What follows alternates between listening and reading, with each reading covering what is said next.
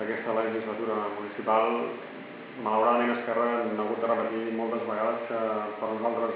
l'urbanisme era una prioritat i en aquest cas, com que ja s'ha comentat, una qüestió important però que no és substantiva pel que fa a l'urbanisme, com és dintre del procediment de decisió, concretament el procediment o la part de participació ciutadana, que s'ha fet com s'ha fet. També m'agradaria recordar, penso que és un bon moment, la manera de fer que fins a dia d'avui s'ha portat per part de govern pel que fa a matèria urbanística. Pràcticament sempre s'ha anat per la via dels fets consumats. I una vegada més, amb participació ciutadana, han fet el que acostumen a fer, que és donar-ho tot pràcticament fet a l'últim moment, de manera que ja sigui pràcticament inviable qualsevol altra opció que no sigui la prèviament establerta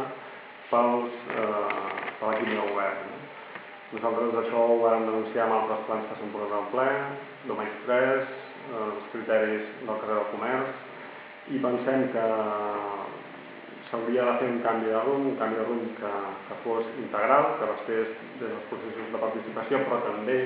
en aquells casos on no n'hi ha hagut i que s'han portat a ple aprovació, jo diria amb nocturnitat i alemosina, perquè després d'una primera aprovació provisional en junta de govern, a la qual o bé els regidors anem darrere dels membres de l'equip de govern perquè ens donin informació sobre què han aprovat, com, etc. Doncs, si no és així, no tenim coneixement del que s'aprova en matèria urbanística fins al moment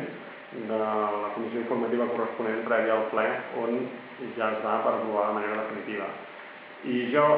dic això perquè a mi m'han explicat que en altres moments dintre de l'etapa democràtica recent el costum que hi era diferent. En el moment que una junta de govern es proposava un projecte urbanístic, i un projecte urbanístic sempre és un projecte important, es portava prèviament a la consideració dels diferents grups municipals, de manera que la primera aprovació tingués com a mínim un mínim consens, o com a mínim hi hagués la mínima informació per part de tots els membres del consistori per poder avaluar-la.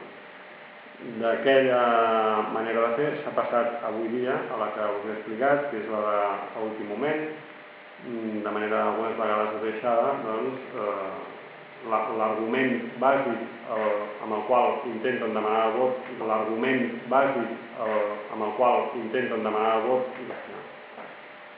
Per tant, més enllà de l'apartat que avui és el que critiquem, que és el de participació ciutadana, jo demanaria també una reflexió a nivell d'urbanisme, atès que nosaltres, com he dit al principi, aquest era un tema que creiem cabdal perquè l'urbanisme és qualitat de vida.